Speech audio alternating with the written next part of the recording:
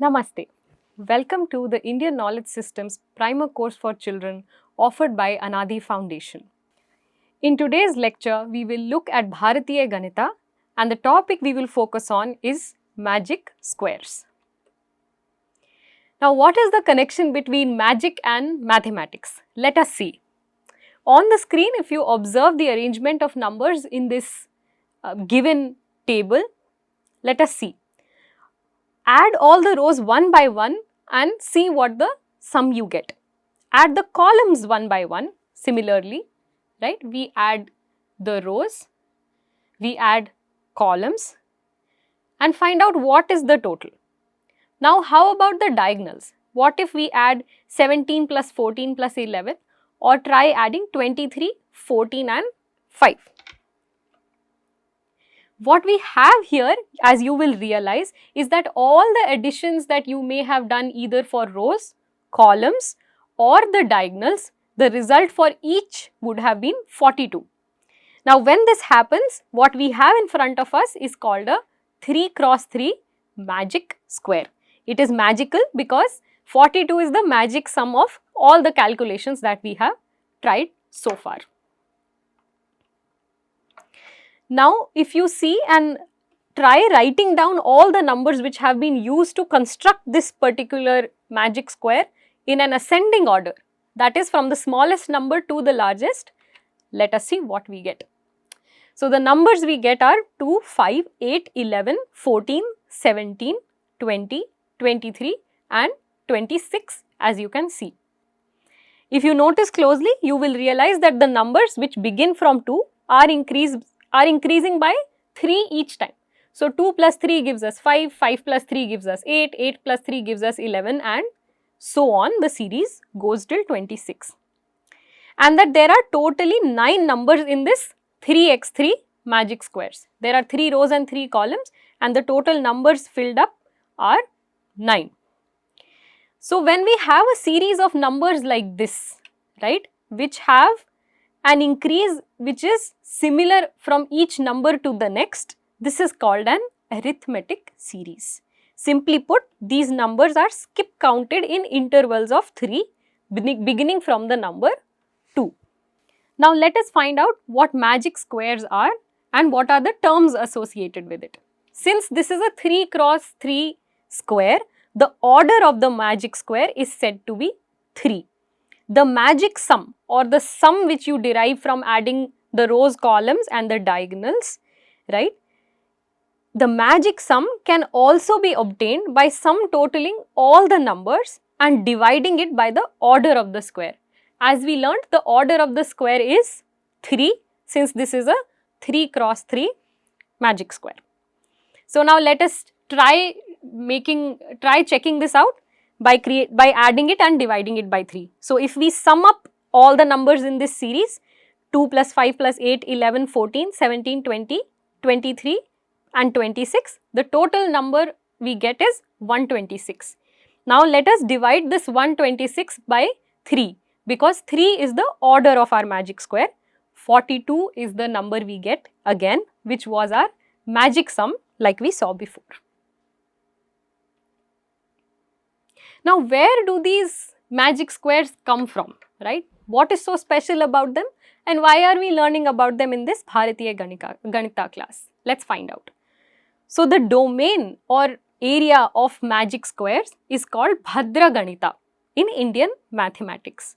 In the Indian tradition, it is believed that the subject of magic squares, which is a part of progressions, was first taught by Bhagavan Shiva to Manibhadra, who was an enthusiastic Bhutgana of Lord Shiva.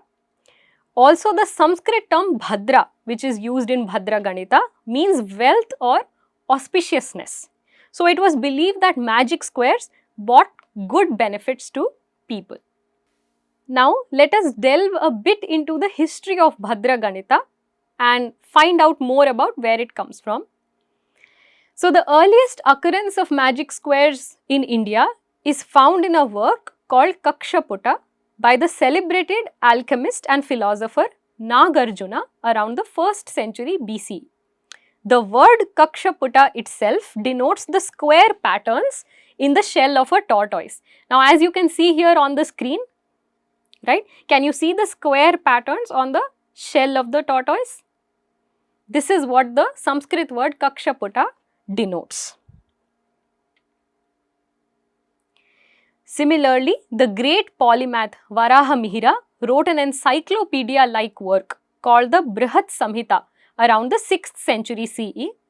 In the 76th chapter, verses 23 to 26 of the text, he gives the method of preparing perfumes using a magic square called the Sarvato Bhadra, which is drawn here on the screen that you can see.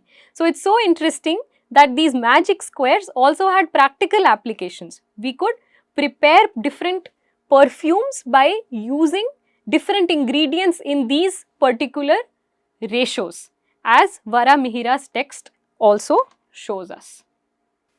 So, now let us look at this magic square in front of us on the screen. Now, let us imagine that Varamihira has arranged different types of herbs in this manner.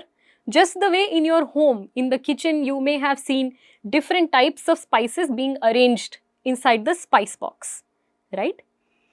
But if we were to, let's say Varamihira now wants to create a new flavor of or a new fragrance using these different fragrant herbs, let's try doing it with the first sequence on the top here. So, let us say he takes 2 parts of agaru, 3 parts of patra, 5 parts of turushka and 8 parts of shaileya. This is how he describes in his text, right? How in specific proportions when these herbs are used, they will create a new fragrance. Similarly, now let's say he picks a different ratio to use these ingredients in. Let's say we pick this diagonal 2, 8, 7, 1. Similarly, the quantity or ratio of each of the herbs will vary. Now, as the ratio of the herbs vary, new flavors are getting created by this kind of mix. There is also a very interesting architectural connection that we find with Bhadra Ganita. So, the very famous Jaina temples of Khajuraho have inscriptions with 4x4 magic squares, like you can see on the screen here. These are from the 11th century and are shown in this inscription picture. Similarly, in the Tijaya Pahuta Stotra of the Jainas, we find another 4x4 magic square having a sum of 170. Then, in 1300 CE, a Jaina mathematician named Thakura Feru taught magic squares in his work called Ganita Sara Kaumudi. When we delve deeper into the history of Bhadra Ganita, we find a more detailed mathematical study has been provided by Narayana Pandita in his text Ganita Kaumudi from 1356 CE. We will learn a few of the techniques taught in this text later on. In the work of Narayana Pandita, there are 14 chapters. He has dedicated his 14th chapter in entirety to the study of magic squares, also called Bhadra Ganita. This chapter has 60 verses dedicated to propounding the rules and 17 for illustrating those rules with examples. We will learn a few simple magic squares from the systematic techniques of Narayana Pandita. Now, naturally, the next question arises, how does Narayana classify these magic squares? So, based on the order of magic square, Narayana Pandita classifies the magic squares into 3 types. We will look at a verse here through which he does this classification. Let's hear the verse now. Samagarbha vishamagarbhe vishamancheti tridha bhaved bhadram bhadranke chaturapte niragrake tad bhaved cha samagarbham dvagre tu vishamagarbham trekagre kevalam vishamam. Now, in this text, we are able to see the 3-fold classification of magic squares that Narayana Pandita gives in his text. So, he says that there are 3 types. The first is Samagarbha, the second is Vishamagarbha and the third is Vishama. These are the three forms of magic squares. When the order of the magic square is also called the Bhadranka, is divided by 4, right? So what happens when we divide any given number by 4? The possible remainders we can get are 0, 1, 2 and 3. Now if the remainder is 0, then it is a Samagarbha. If the remainder is 2, then it is a Vishamagarbha. And if the remainder is 3 or 1, then it is a Vishama. This is how we get the threefold classification: the Samagarbha, Vishamagarbha and Vishama. Now why classify magic squares this way? The objective of doing this classification is for Narayana Pandita to enunciate techniques for each of these types. We'll see what these three types are. Magic squares whose order is an odd number are all called Vishama. For example, magic squares which are 3 cross 3, 5 cross 5 or 7 cross 7 and so on. Magic squares whose order is a multiple of 4 are all called Samagarbha. So for example, magic squares which are 4 cross 4, 8 cross 8, 16 cross 16, etc. Finally, magic squares whose order is an even number that is not divisible by 4 are called Vishamagarbha. So these numbers will be, examples are 6 cross 6, 10 cross 10, 14 cross 14, etc. We must keep in mind that a 1 cross 1 or a 2 cross 2 magic square is not possible. Therefore, even here in the examples you see, we only begin with a 3 cross 3 magic square. Now we go a bit further back in history, sometime around 100 BCE, before the time of even Narayana Pandita, and find that there are techniques to build a 4 cross 4 Samagarbha, right?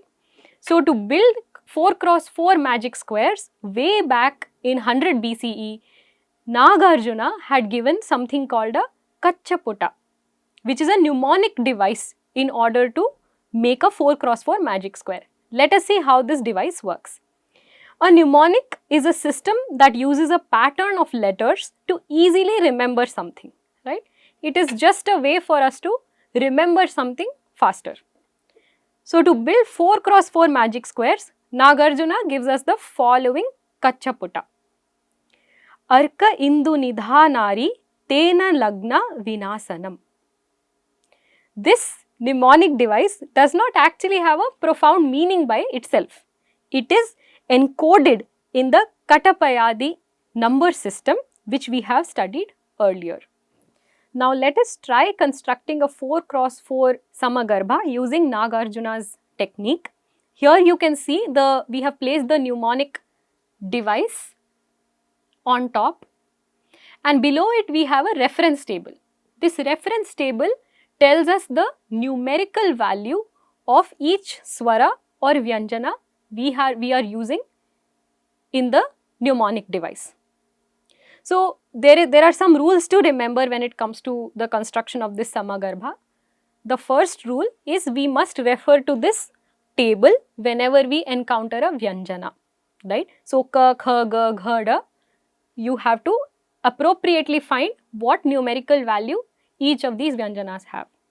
If you encounter a standalone swara, right, a, I, u, when we see a, I, u, the value we must put is 0. Remember, it does not mean that we skip over and don't write it. Wherever we see it, we have to put a 0. Now to start constructing our own Samagarbha using this technique, we will take a grid like this. A 4 cross 4 grid is what we will create. Now stay with me and see how, as we read through this mnemonic device, we will allocate numerical value to each akshara that we read. So let us begin. The first akshara here is A. A, as you remember from the rule, A will have 0 as value since it is a swara and not a vyanjana. The next full vyanjana we encounter is Ka, right? Now if you go to the table here, you will see that the numerical value for ka is 1. So after 0, we write 1. What is the next akshara we encounter? E. E again is a swara, not a vyanjana. So 0 again goes in our next square. Whenever we find half a matra, we must ignore it and look at the next full akshara. So in this case, in Indu, E we put 0, Na we cannot assign any value to, but the is the next vyanjana we see. So what is the value of the? If you look at this series, the value for the is 8, and that is how our first row gets completed. So 0 for a, 1 for ka, 0 again for e, and 8 for the. Moving on, the ni. The value for na, as you are seeing in this table, is 0. So in our second row, we start with putting a 0. Dha. The value for dha in our table here is 9, as you can see. The corresponding value we must always check. So dha has value 9, and then we place 9 here in the next square. After dha, we have na again. Na has 0 value in our table, so there goes 0 again.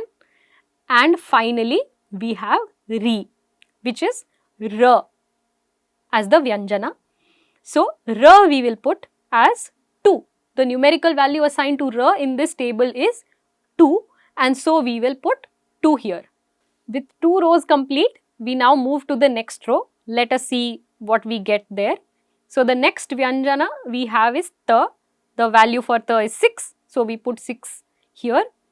Na is 0, again 0. La, as you can see in the table, is 3, so we place 3 here. After la, the ig is dropped and na again has 0 as value, so we place 0 in the final. Now to fill our final row, we will see that the word we have in front of us is vinasanam. So let us go akshara by akshara and see. So the value for va is 4, na is again 0, so we put down 0. Sa, as you can see in this table, is 7, so we put down 7. And nam, na is again 0, so we have 0. So this technique, again to recapture what we have learnt so far, we have the mnemonic device on top, and each swara and vyanjana has a numerical value associated with it. If you encounter a swara in full, put 0 as the value. For smaller swaras, you can drop them and move to the vyanjana. For all the vyanjana, we will refer to this table and look at their assigned numerical value and construct our magic square accordingly. Based on his mnemonic, Nagarjuna also gives us 2 templates to generate 4x4 magic squares. These templates are based on 2 conditions. The first one is for an even magic sum. So cases where our magic sum will be of the value 2n, right? That is the first template. And the second is for an odd magic sum. So let us start by figuring out how the even magic sum template works and how we can use it to construct our own magic squares. Now let us see. Here on the left you can see a magic squares. Let us empty out the zeros. So as you can see on the right hand side, I have deleted 0 from the given boxes, and now we will try ascertaining the value in place of this 0. The simple method of finding out what we must put is to move diagonally by and skip a place. Let's see how this works. So let's first try filling out the first square box here where you can see the cursor. When we move diagonally, the first digit we encounter is 9. We will skip that and go to 3. So the value we get is n minus 3. For the second, we again move diagonally. We skip this, which is an empty box, and find 7. So the value we will place is n minus 7. Now trying the next empty box here, if we move diagonally, what do we find? We find 9. Again we will skip 9 and move to 6. So our value will be n minus 6. Here, similarly, if we keep moving diagonally, what do we find? We find a blank box and a 4.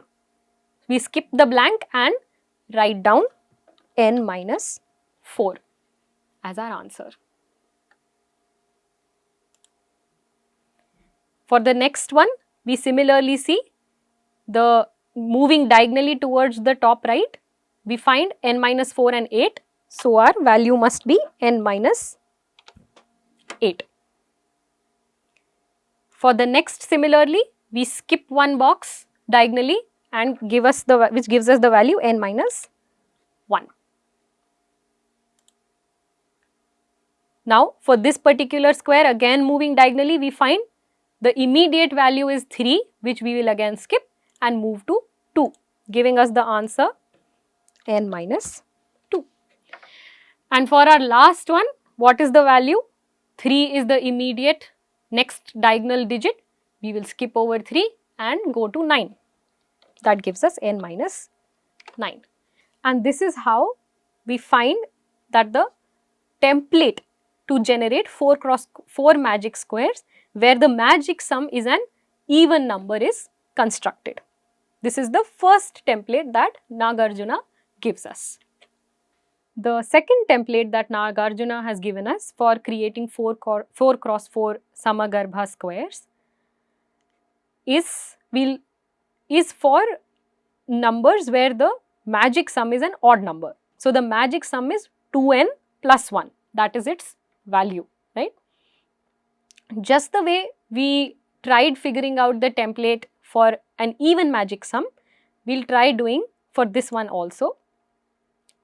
Here again we have emptied out the places where 0 was placed and we will try ascertaining the value using the same method, right? So here, for example, for this particular box, the value will be n minus 1. Since diagonally we miss 1 and go to the next. For this particular one, it will be n minus 2, since diagonally the second digit we encounter is 2. For this top square, the value will be n minus 3, as 3 is what we encounter. Similarly, here the value will be n minus 4. Now, one thing to keep in mind after n minus 4 is that we will take the next, for all subsequent numbers till our magic square is filled, we will take the next digit and reduce 1 from it. So, for example, for this particular square which I have selected, the answer we get is n minus 8 minus 1. So, it will be n minus 7. Similarly, let us go here. The immediate next number in the diagonal is 9. 9 minus 1 is 8. So, our answer should be n minus 8. For this particular box, our next digit right after 9 is 6 and 6 minus 1 is 5. So, what we have to fill is n minus 5. And finally, in our last box, we find that the digit we must look at is 7 and 7 minus 1 is 6, giving us the value of n minus 6. And here you see is the template which we get for creating a Samagarbha where the sum is odd. Now let us say that the number we want to get as the magic sum is 56. 56 is our desired magic sum. Then we can choose the template that gives us an even number as the magic sum, the first template which we tried out. So in that case, the value of 2n will be 56 and n will be equal to 56 divided by 2, that is 28. Now, as you can see in this figure, we have used the template here. You can see the template, and we have placed wherever there is n, right? We've placed the number 28. So, 28 minus 3, 28 minus 7, 28 minus 6, 28 minus 4, 28 minus 8, 28 minus 2, 28 minus 1 and 28 minus 9. Once we compute the n minus values, we will finally get our magic square, in which our desired magic sum will be what we wanted. Now, in this magic square, if you add the rows or columns and the diagonals, you will find that the sum is 56. I hope that these magic squares and the techniques that we have learned today to build them are exciting and interesting. In subsequent lectures, we will find out more about magic squares, their use, and how do we work with them. Thank you.